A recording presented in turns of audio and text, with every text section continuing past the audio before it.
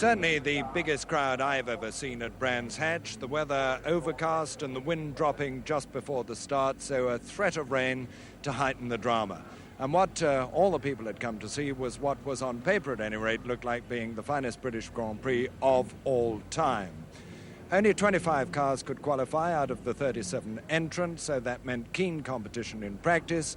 In fact, all 25 to qualify broke the existing lap record at 1:23, established in March of last year.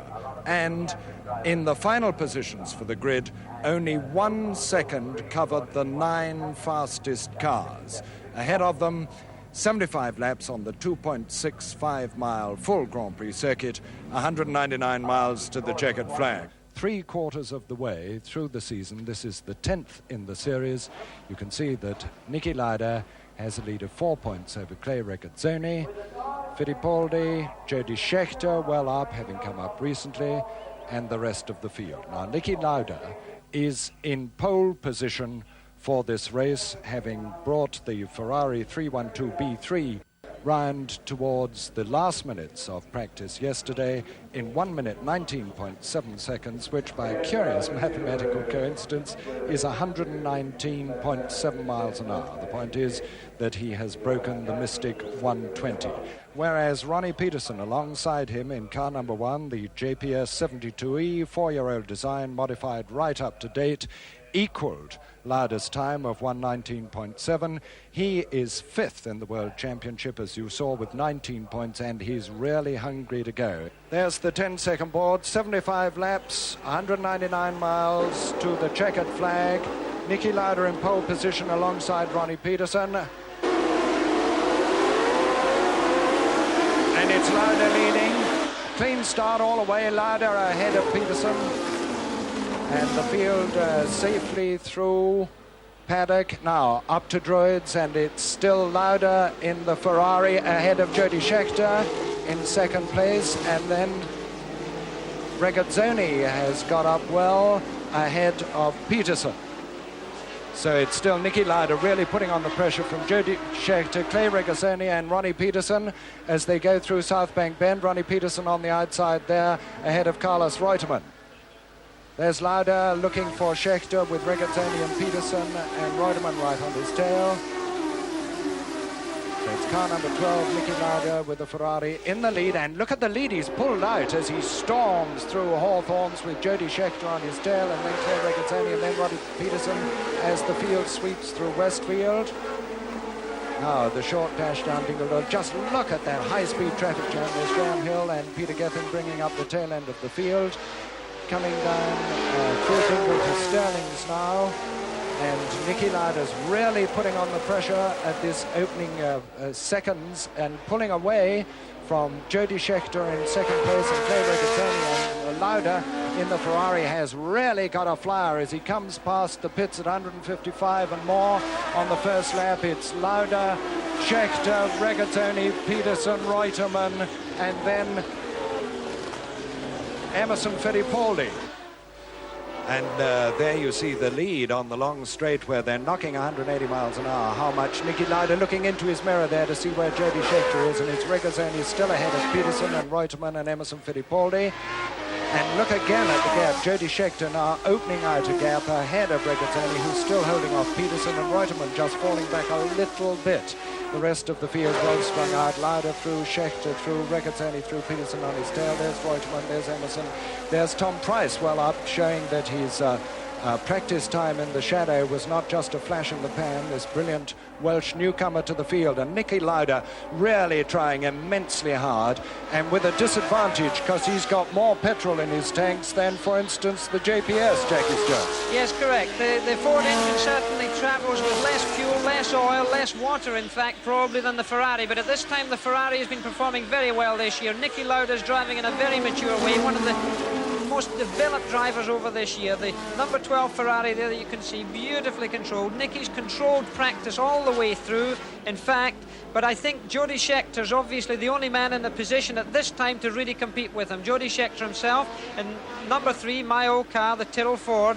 Jody looking in his mirrors there for Clay Regazzoni. Now for both Jody Scheckter and for Niki Lauda, it's a good thing that Regazzoni is there because he's definitely going to chance a traffic jam behind him. Niki Lauda's lead 1.8 seconds, and his time for the second lap according to our watch is 1:24, 113.57 miles an hour. And there's James Hunt off at Pilgrims, the driver walking away from the car. So the disastrous sequence of events which has pursued the Hesketh team this season after their non-championship win at Silverstone continues, and James Hunt is out of the race on the third lap. Well, the biggest disappointment of all for British fans is that after only 2 laps we lost James Hunt in the Hesketh. James, what happened? Well, I'm not quite sure, but I had some sort of failure at the back of the car in the middle of the South Bank corner on the right rear wheel. I don't know whether it was a suspension or a tyre or something, but anyway, the car just spun straight round and off the track, so that's the end of it for us. But I have a suspicion there was something was wrong from the very start. On the warming up lap, the car was handling very, very badly. We just changed cars. We had to run our spare car because the race car sprung a fuel leak half an hour before the start, so I suppose it's just not our day, really. Jody Scheckter making a fairly clean job of lapping here. One of the good things about Brands Hatch, in fact, is the very good flag marshalling. It's tremendous. And there's a car spun. It's hand stuck. He spun. There's something wrong with him. He's obviously bent the rear right-hand wheel. He's hit something. It's Sterling's Bend. The car's sitting in the middle of the road. You can see the very good work, the yellow flag work by the marshals, the emergency crews, and I'm sure they'll get that car moved away. John Watson gets through, and there goes Carlos Reutemann getting through. Reutemann's had a spin too, and there goes Niki Lauda safely through. There goes Beltwells, who's been lapped. There goes Carlos Pace out of it. There goes Denny Hulme. There goes Jody Scheckter in second place, safely through. There's Jadier going through in the shadow, who's been lapped. The marshals now courageously coming out to move the car. Ronnie Peterson behind, Clay Regazzoni just going through the picture as the marshals clear away. You can see the excellent flag work. They are slowing the drivers round so that the emergency crews can get cleared away. They're getting a rope for it. They're going to drag the car. And there goes the shadow. Now, there's been a change in the order. If Carlos Reutemann had indeed spun off while ahead of Emerson Fittipaldi, he spun at South Bank, so we'll have to check the lap chart now. But meantime, Niki Lauda well out of this lot, and with a lead of 8 seconds now on Jody Scheckter in second place. In third place, Clay Regazzoni. In fourth place now, Ronnie Peterson. Clay Regazzoni third, fourth, Ronnie Peterson. Fifth, Emerson Fittipaldi, and sixth, Tom Price. So Tom Price is in the World Championship scoring bracket. It's the leading Ferrari of Niki Lauda then comfortably in the lead by 8 seconds from Jody Scheckter in second place, and Ronnie Peterson has just come into the pits.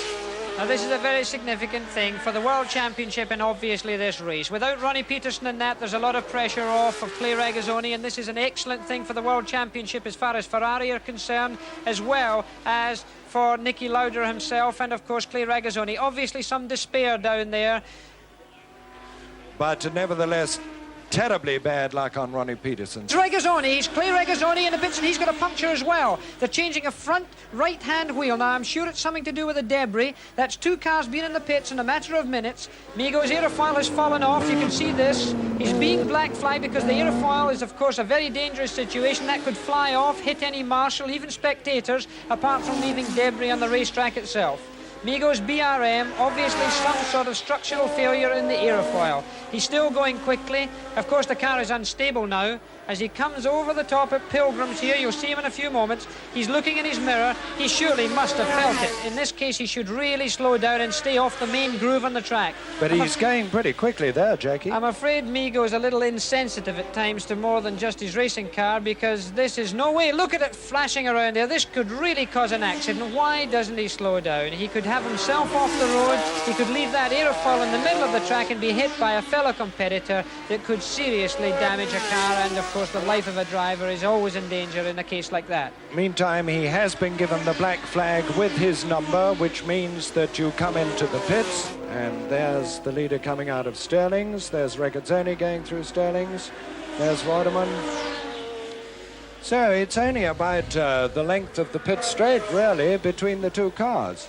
If Jody Scheckter could just see him on the track, this would help. You know, it gives the driver a lot of spirit. It gives him a lot of enthusiasm. If he just sees the tail end of the leading car ahead of him, this will certainly give him that little jab that he needs. And of course, he's going to see a Ferrari in front of him. Even if it's not Nicky Lauda's, he's going to see the tail end of Clay Regazzoni's Ferrari. Now, that might just be the carrot he's looking for. Mike Hailwood. Mike Hailwood off at Westfield when lying 5th on the 58th lap. Mike Hailwood with a lot of grass on the right-hand wheels, not apparently punctured. Would you think an engine failure here? He's back in the car, he's trying to start the car. I don't know whether he's spun going round Westfield or what's happened. He's gone up the inside of the racetrack because he's got grass on each side of the car. It seems peculiar that he's trying to start the car, but of course an engine, when it's very hot, a racing engine, is difficult to restart. This is not an easy thing. You can see the marshals there with their fire equipment on the left-hand side of your picture, properly dressed in the case of an emergency, their helmets and their fireproof overalls. Mike Hailwood is not getting his engine restarted. And you can see the heat rising off the engine of the McLaren M23. Very bad luck on Mike Hailwood. Very, very bad luck. Lying 5th. And going well in the hunt for points. A puncture in his rear right wheel. I can see almost the depression on the tyre. It may be that he's got a slow puncture. The profile of the tyre looks to me to be a little down in the middle. Now, I may be wrong. We're looking from the television monitor, but it looks to me like the depression on the crown of the tyre could mean a puncture. This would slow him up. And here's Jody Scheckter in pursuit anyway, closing up. Now, this is going to be very interesting indeed. Coming up to the completion of the 69th lap with 6 laps of the 2.65-mile circuit to go. And Lauda certainly doesn't know he's got a puncture because he hasn't gone into the pits. There he goes through Paddock Bend. At this stage in the race, if it's only a slow puncture, he may be able to hold it, but there, I'm sure he can't. He's slowing down too much. There's smoke coming out of the back of the car also. A little puff of smoke there as he goes down into bottom hell. The Ferrari people lining themselves up in the pits waiting for it. They're looking towards the racetrack themselves. The pit's a very important part here because the Ferrari pit work, in fact, is very good, but certainly not good enough to save this man's lead if he has to stop. And the gap is only... My goodness, with Jody Scheckter right behind him now. Right on his tail. Look, there you see the two cars. There's first and second place as they come up to 70 laps with 5 laps to go.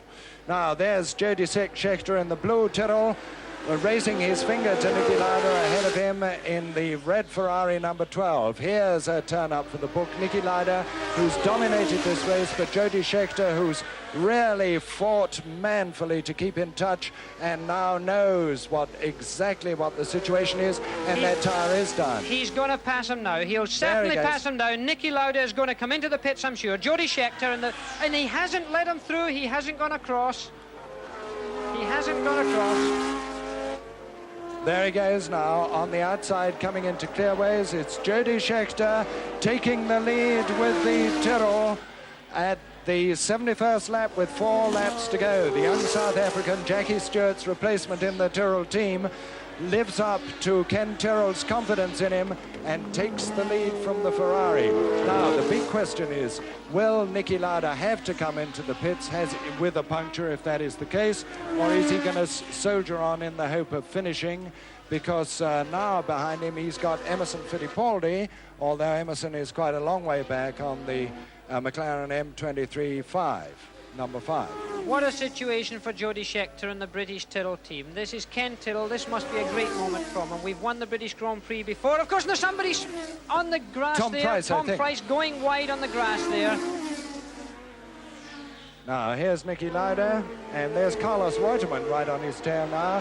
Now, if he has slowed that much, and he obviously has, Reutemann will be pressing to get past. Carlos Reutemann with the white Brabham, the Works Brabham, on which he's had very mixed fortune.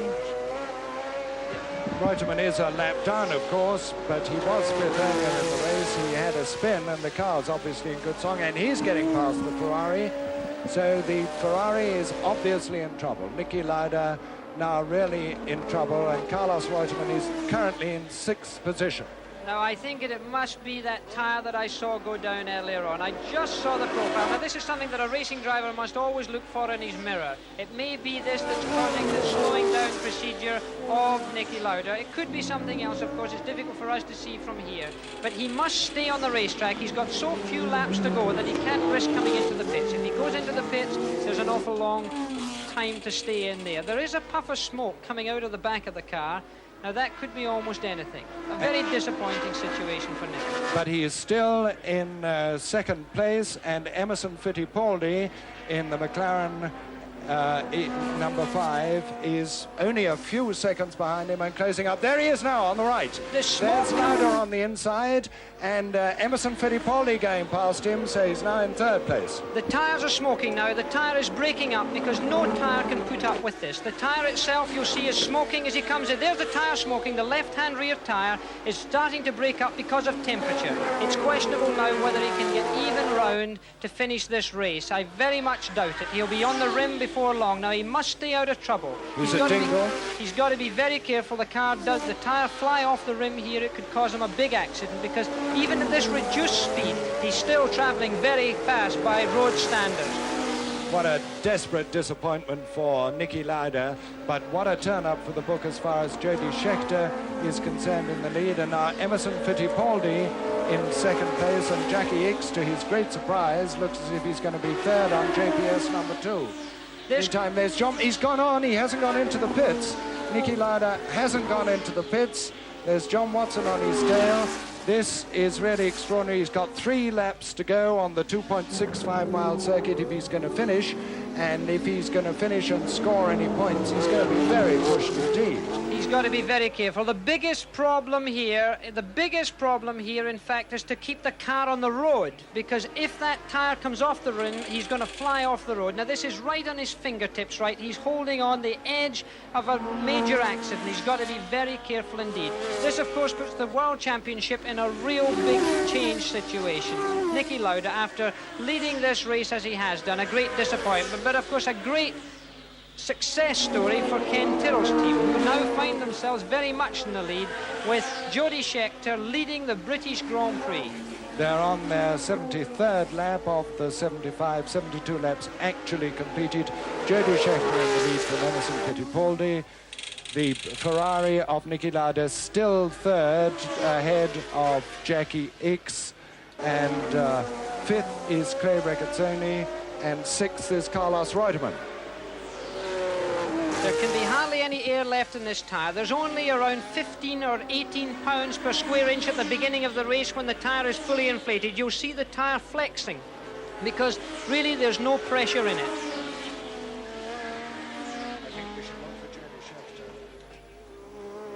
Meantime, we're looking out for Jody Scheckter now in the lead with the Tyrrell. There he is, Tyrrell number 3. What a drive for this young South African. Replacement for Jackie Stewart. Lauda still third, of course. Emerson Fittipaldi in second place with the McLaren behind the Jody Scheckter's Tyrrell. And then it's Jackie Ickx, who, as I say, must be very surprised because he really wasn't a contender in his JPS. It was the JPS of Ronnie Peterson that was providing all the fire, both in practice and in the early stages of the race, having started in pole position alongside Lauda. 73 laps completed. They're on their 74th.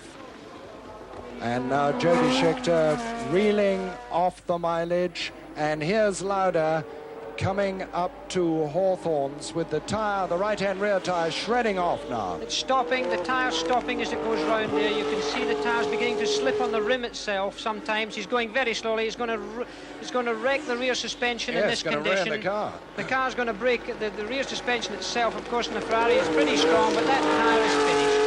It was a very difficult decision for a driver to make under these circumstances. He either makes the decision to keep going or to come into the pits. And you can see bits and pieces flying off of that tyre. Very soon it'll be on the rim, and then surely he will not be able to go much further.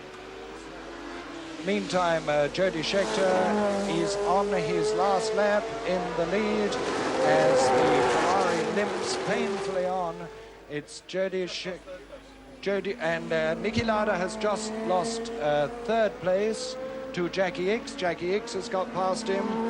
and can he get it to the checkered flag? There'll be no rubber left on that tyre at all. Jody Schechter's time for his 74th lap, 23.7, and he's coming up.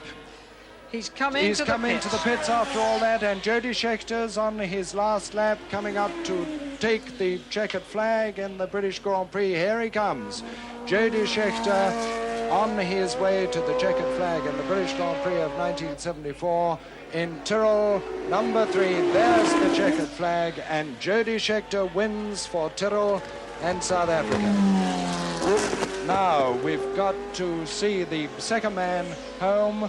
Second man home will be Emerson Fittipaldi in the McLaren. There's Jody Schechter on his lap of honour. Now Emerson Fittipaldi has taken the checkered flag in second place. Third will be Jackie Ickx, fourth Clay Regazzoni in the Ferrari, and fifth Carlos Reutemann in the Brabham, and sixth will be Denny Hulme on the McLaren M23. Well, Nicky Lauda, while the cheering the man who won the race with what? Just a minute and a little while to go, you lost it. What exactly happened?